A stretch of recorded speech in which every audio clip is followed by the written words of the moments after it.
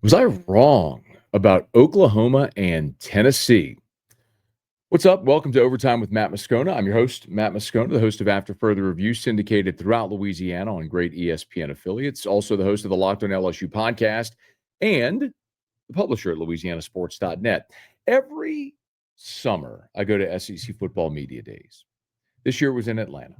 And every summer we go to SEC football media days, and I feel like I go in with certain preconceived ideas. And I want to leave media days with a greater understanding of teams across the league. Let me explain. So, as a guy that covers LSU on a daily basis and has for 2 decades, I know LSU deep. I know everything there is to know about the roster, but only have a surface level understanding of the other 15 teams in the conference. So you go to SEC Media Days with the intention of saying, let me learn more, a deeper understanding about every team in the league. And I go in with a certain thesis, and I try to come out of that after talking to coaches and players and media for 4 days and get a deeper understanding that can either confirm or disconfirm those ideas heading into the season. And I think I was right about a lot, but there's two teams in the SEC that I think might be proving me wrong. That's the Oklahoma Sooners and the Tennessee Volunteers. Coming out of Atlanta, this was my projected order of finish. Now, I understand we are 2 weeks into the college football season.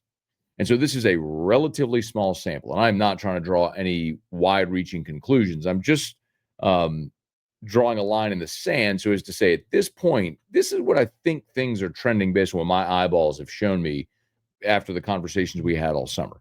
So coming out of SEC Media Days, my projected order of finish in the SEC this year, I had LSU beating Texas in the SEC championship game. I had Georgia third. My pause for Georgia, although they deserve a tremendous amount of benefit of doubt, was Kirby saying this is the youngest team he has ever had, and also not being sold on Gunnar Stockton. One of the big narratives, which we're going to talk about in a second, is all the new quarterbacks in the SEC and how I think many of them were overhyped. Again, but on that in a second. So again, I went LSU, Texas, Georgia. I had Texas A&M fourth. Now it's going to surprise some people, but I liked A&M fourth because they have a great offensive line, three really good running backs, and a quarterback that can run. And I trust Mike Elko as a defensive coordinator. So I looked at A&M and said, I don't know if Reed's going to be great in the passing game, but I think they can run the ball, play defense, and I think that will travel and it will serve them well. So I had A&M fourth, but Alabama fifth in the league. Despite all my Bama is burning stuff, I've never said they're going to be bad. I had Alabama 9-3, might adjust to 8-4 because I didn't have them losing to Florida State. After Bama, I had Mizzou sixth because look at Missouri's schedule.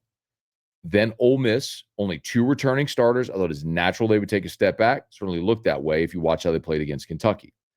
Then I had Tennessee seventh, losing Nico, Joey Aguilar coming in. I know they were a playoff team a year ago, but you lose Dylan Sampson, the SEC Player of the Year, and you lose your quarterback after spring. That's a lot to overcome. I had South Carolina next. I'm not a believer in Lenora Sellers. South Carolina was great on defense a year ago. You lost a bunch of studs on the defensive side of the ball. And with that schedule, I figured they were a 7-5 football team. I planned for a regression there. Then Florida, Oklahoma, look at the schedule. And my thought on John Mateer was, listen, I understand people are hyped on John Mateer. You did it at Washington State. Let me see you do it in the SEC. And that was an Oklahoma team a year ago that wasn't very good. And I understand all the Jackson Arnold stuff and the injured receivers, but until you prove to me you can actually be a competent offense, I need to see you be a competent offense. So I had Oklahoma, then Auburn, Vandy, in the bottom three, Kentucky, Arkansas, Mississippi State. Take those, put them in a bag, jumble them up, and spit it out, see however it goes. I think that's probably the bottom three of the league, however it may shape up. But that's how I had my preseason projected order of finish. And I think I probably have Tennessee and Oklahoma too low on that list. Let me first talk about the quarterbacks, and I'll loop this into Oklahoma and Tennessee. So there's always funny narratives that start at media days. Maybe not funny, but there is an echo chamber, right? People start to say things, they hear things, and they repeat things. And one of the things that was repeated over and over again in July at SEC Media Days was how this is going to be the best quarterback year in the SEC maybe since 2013. Now, if you remember 2013, you had A.J. McCarron, who had already won a couple national titles. You had Aaron Murray at Georgia, who left as holding all the career passing records in SEC history. You had Johnny Manziel coming off his Heisman year at Texas A&M in 2013. You had Zach Mettenberger at LSU in 2013. He was a 3,000-yard passer that year with Odell and Jarvis. You had James Franklin, not the coach James Franklin, the quarterback James Franklin at Missouri. You had Connor Shaw, won 11 games back-to-back seasons at South Carolina. It was a deep year for quarterbacks in the SEC. The difference is all of those guys were proven. McCarron had won a couple of national titles. Murray was a 3-year starting quarterback. Johnny Manziel had won the Heisman. When you look at Lagway and Sellers and Arch and Simpson and Mateer, none of those guys were proven. Like, if this probably will surprise you. If I asked you to look back at the SEC quarterbacks in 2024, Jackson Dart led the league in passing. Garrett Nussmeier was second. There was not a lot of talk about Garrett Nussmeier, despite the fact that he was the leading returning passer in college football. Remember, the media voted Lenoris Sellers the preseason first-team all-conference quarterback. Lenoris Sellers a year ago was 10th in the SEC in passing with 2,534 yards. He had 18 touchdowns and 7 interceptions. And people would say, well, you have to consider his rushing yardage. Okay. Even with that, he was still 1,000 yards of total offense less than Garrett Nussmeier a year ago. This was your passing rank in the SEC a season ago. Dart, Nussmeier, Carson Beck, Quinn Ewers. By the way, 3 of those 4 are gone. Dart, Beck, Ewers, all gone. 5 was Taylon Green, who, by the way, through 2 games is leading the SEC in passing, but nobody's talking about Taylon Green. I get it. They hadn't played anybody with a pulse. Then Jalen Milroe, Peyton Thorne, Nico Iamaleava, Brady Cook, and then Lenoris Sellers. How about that for context on Sellers? Pavia was 11. Then there's DJ Lagway at 12. Lagway threw for 1,900 yards, 12 tuds, and 9 picks. But the thing I remind people as well, Lagway threw for 450 and 3 scores against Samford. Without the Samford game, he threw as many touchdowns as interceptions and threw for about 1,400 yards. He was objectively an average quarterback statistically in his playing time last year for Florida. He was statistically the same as Michael Van Buren at Mississippi State. He just had a really good defense at Florida, and they won some games late. By the way, after Lagway was Michael Van Buren, then Marcel Reed, Brock Vandegrift, Jackson Arnold, Blake Shape, and Archman. And then you get into all the backups down there. But the point is, all of the hype for Lagway and Sellers and Arch and Ty Simpson was all unfounded. It was based on projections, not anything we had seen. And so I was not high on any of those quarterbacks coming into this year. I said I have to see it to believe it. Intuitively, you know this if you love college football, but the nature of the fact you're watching this, I'm guessing you do. It is hard to go on the road and win in the SEC. It's hard when you're a first-time starter to win big-time games. Arch Manning looked terrible in that opener against Ohio State. Who could have seen that coming? A guy making his first real road start at Ohio State, defending champs, 100,000 people, week 1. Yeah, of course he struggled. By the way, Oklahoma just beat Michigan. Is it any surprise that Bryce Underwood struggled in his first road start on the road at night? Norman, Oklahoma, good defense, all that stuff. It shouldn't be a surprise at all. Oh, by the way, DJ Lagway. DJ Lagway was injured, didn't play all spring, missed most of fall camp. He's only practiced for 3 weeks. That includes 2 game weeks. Yeah, there's going to be rust there when you don't even do football-adjacent things for 8 months. I think people, in some sense, had an unrealistic expectation for these quarterbacks instead of leaning on what you know with guys like Garrett Nussmeier. Well, apparently, maybe I and others should have known more about a guy like John Mateer. Because so far in this season, and I get it, they played Illinois State and then Michigan. The Michigan win was impressive, but the Illinois State game was a 35-3 game.